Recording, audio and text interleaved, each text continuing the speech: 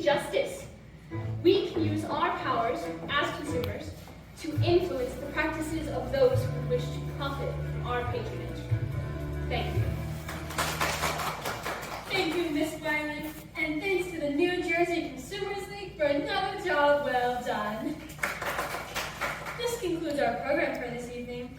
I hope that we don't have time for questions, but I hope that you will join us next door for some light refreshments. You want anything? You must be Miss Fryer. Yes, ma'am. Miss Young at the health department said I should see you. I realized that I should have dropped by your office, but I had missed an awful lot of work recently, and I didn't want to miss no more. No need to apologize. I have been meaning to call on you myself. Please, sit down. Catherine and I, we wrote to the company, only we never heard nothing back. So then we went to see a couple lawyers, and they all said they couldn't do anything about the case, seeing as it's been so long since we left the radium plant.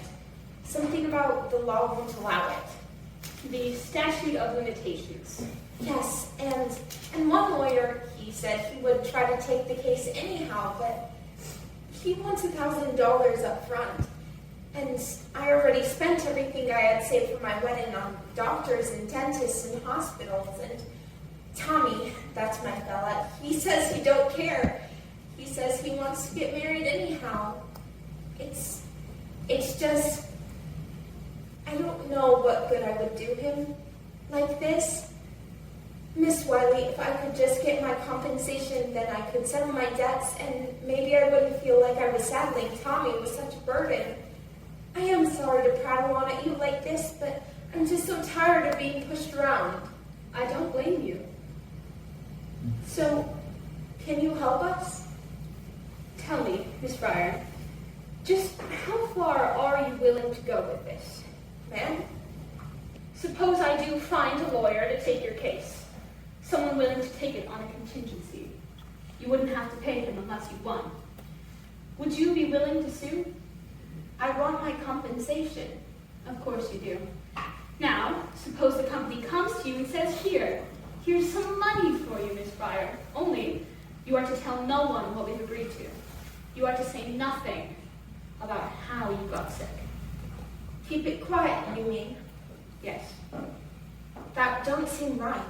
It isn't right, but that's what they'll do. They will try to buy your silence. Is it for sale, Miss Fryer? No, ma'am, it isn't. Good. So, can you help us? I think I can help you. If you're willing to take some chances, that is. Chances?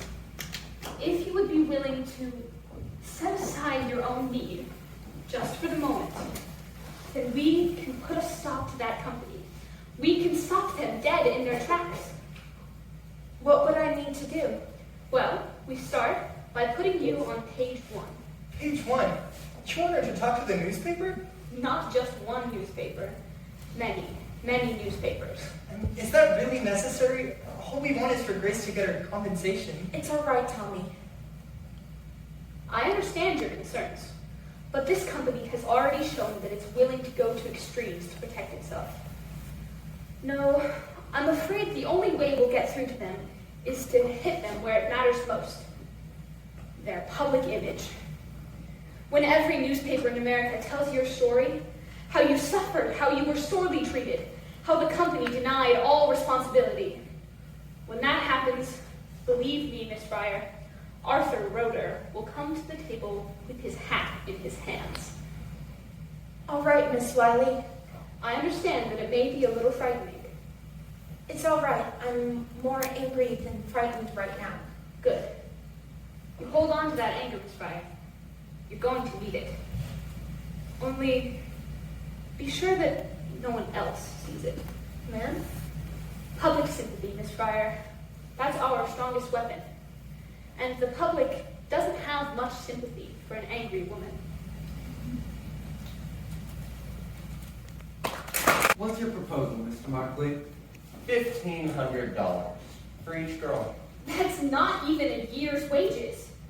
We think it's very generous, given that your case won't survive the statute of limitations. The law is clear. 2 years from the date of injury, your clients are out of time. 2 years since the date the cause of injury was discovered.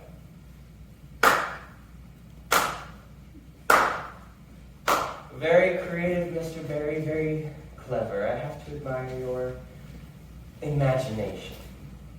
But you have a long way to go before you convince a judge. And in the meantime, Mr. Markley, the press will continue to take a great interest in this story and in the company's complete indifference to its workers. No doubt that will prove to be good press for the Consumers League. And you accuse us of exploiting these girls? You're the one hiding behind the statute of limitations. Hiding, Miss Wiley.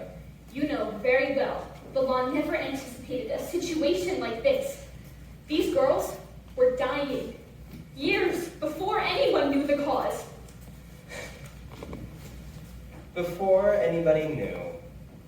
Does that include the U.S. Radium Corporation, Miss Wiley? When, or should I say if, this case goes to trial? I do hope that is your opening argument, Mr. Berry. You have made my defense. I'll see you at the hearing.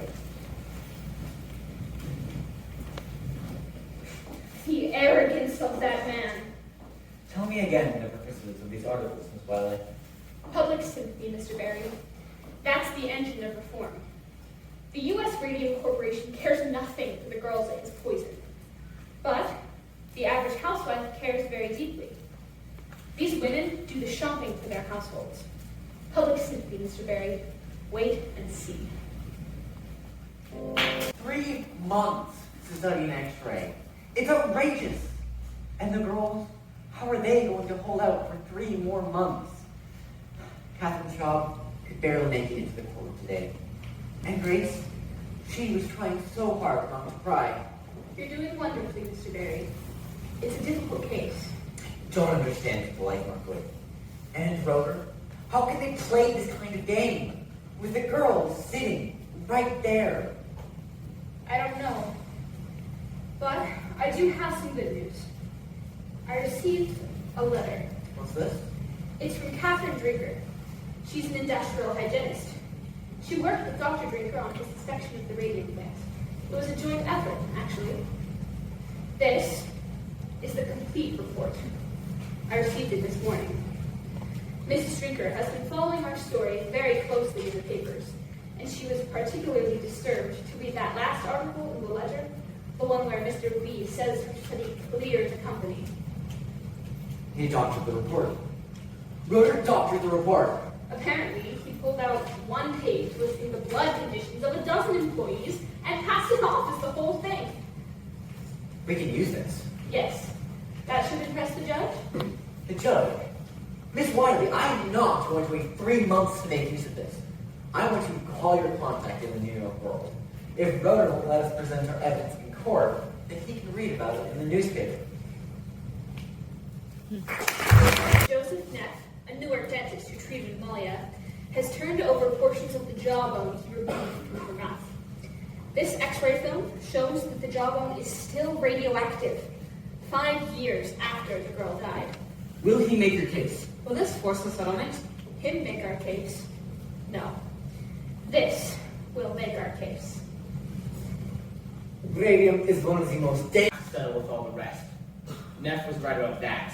This is just the beginning. Tell Markley to get in touch with Barry and come up with a figure that these girls can accept. Do this, and it ends, Arthur. Don't you know? They are one vote away from getting rid of you. And whose vote is that, Charlie? Arthur, have you no faith in me? I'm still a stockholder. You don't have enough votes to get me off that board. I will still be on that board. And I'm dying. I'm 26. Get up, Grace. Irene. Grace. You'll never make quota like this. But it's not fair. I'm only 26. I should be married. We all have to make sacrifices sometimes. I know I did. But why? Why do we have to make sacrifices? It's all for science, Grace. Science, family, every life is sacrificed for something. It's just a matter of choosing which. But I didn't choose. I didn't have a choice. Sure you did, Grace. Sure you did. Catherine, no, don't do that! Catherine! Now look what you did, Grace. She's bleeding all over the dial. Catherine, I'm sorry. I guess I shouldn't have said anything. No problem. What did dial bring there? You never read? I think you will find, Mr. Barry, that very few company presidents actually read their promotions word for word. It has your name on it. You were responsible for the book's release, and you had final approval of its content. Mr. Lee was responsible for our promotional efforts at the time. I entrusted those activities to him. Now, let me see. You testified that you started at the Radium Corporation in 1918? Yes, as a plant manager. And you held this position for how long? 4 years. During those 4 years, how often did you venture into the studio? Every day. So you must have observed the girls pointing the brushes on their lips. I don't recall. You're telling me you went into the studio every day and you never saw a single girl put a brush to her mouth? I said I don't recall. What do you recall? You're an awfully young man to have such a faulty memory. Objection. I withdraw. No more questions. Witness, Mr. Markley? We have no questions for this witness, Your Honor. And a key witness will not be available until the end of the summer. We can't be available until September. Your Honor. Our key witness is associated with an institution of higher learning. This is the busiest time of the year for him, and I cannot expect him to appear. Markley is responsible for that situation. He is the one that has demanded continuous delays. Your Honor, we just waived our right to present witnesses at this hearing. Surely you will not force us to make our defense at trial without the presence of our key witness. It doesn't matter, Grace. He heard you. Has been brought to public awareness. Thank you, Miss Wiley. Well, Edward,